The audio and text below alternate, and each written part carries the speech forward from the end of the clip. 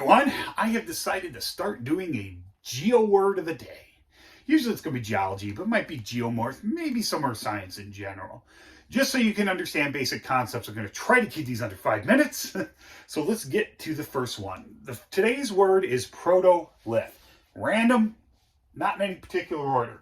Now you look at protolith and you see proto and lith. Proto is before or becoming something, and lith is just basically rock or sediment, something like that.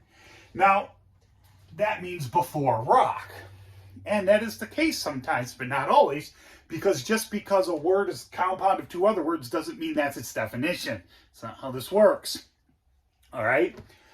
So, what is a protolith? Those of you who... It's like cats are going crazy. This is my son. Oh, his collar's off again. Anyway, worry about that later. Those of you that might do astronomy or study stars at all probably heard the term progenitor. This is like the rock version of that. A progenitor star is basically just the main sequence version of like a subgiant or a giant or something like that, usually. So this is kind of the same, but it doesn't just mean, here he goes. It doesn't just mean from the basic to the next up, because what is the protolith of sandstone? Yes, there is a protolith, and let's do sandstone and shale. What are the protoliths of these? Now, this is before. It's something that comes before. Well, it's sediment of some kind of sedimentary deposit, and in this case, it's sand, and in this case, it's clay. These are just the indurated versions of these, and we're not going to talk about where that line is, because that is a talk for another time, and it is messy. So, these are the protoliths of these. Now, these two are protoliths. If I'm talking, sandstone is a protolith of quartzite.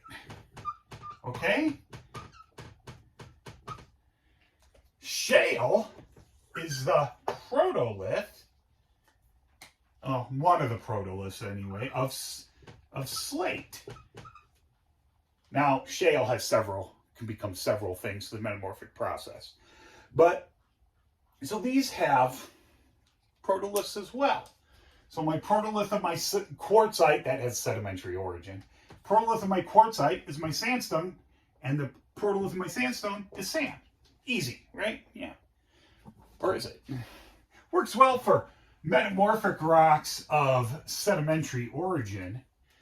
But what about this one? What about, let's do black so you can see it, basalt. Or granite.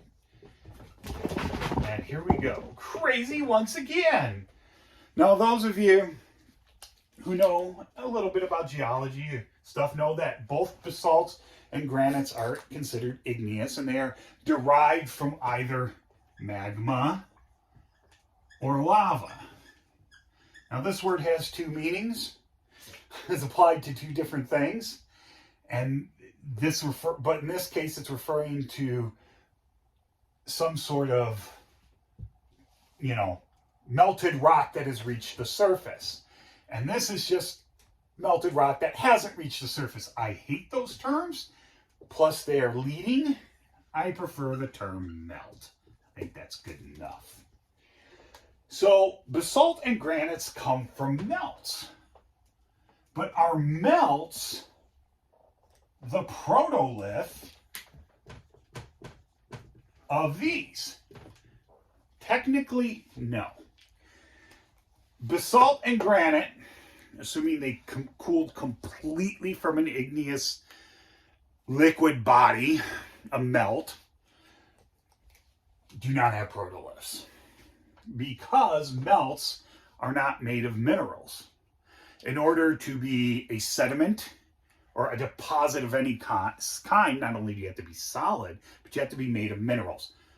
I know there's exceptions, not the place and time, okay? Melts are not. Liquids and liquidous phases are never minerals.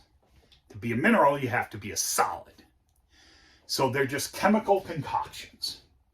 So these do not have protoliths, but they can become the protoliths of other things. This can become the protolith of gneiss. Once again, a metamorphic rock. And basalt can become a protolith of, well, metabasalt. So, you know, yeah. I'm sure it's protolith of other things. I just can't think of them right now. But these can also be protoliths of sediments. Those of you who know anything about just basic geochemistry, I started with the word clay for shale as the protolith of shale. Oh, we're already over 5 minutes. Mafic rocks are very subject to weathering, chemical weathering, mostly from acid rain. Same thing with granites. They have mafics in them, but the feldspars react to become clay. And some of this stuff will also as well. Now, granites can also be mechanically broken down and become sand. So granites can become the protolith of future things. So these themselves can be protoliths, basalt and granites, but they are not they do not have a protolith, okay? I hope that made sense. Anyway, way over 5 minutes. That's it. If you have any questions or comments, please leave them below, and I hope you learned something.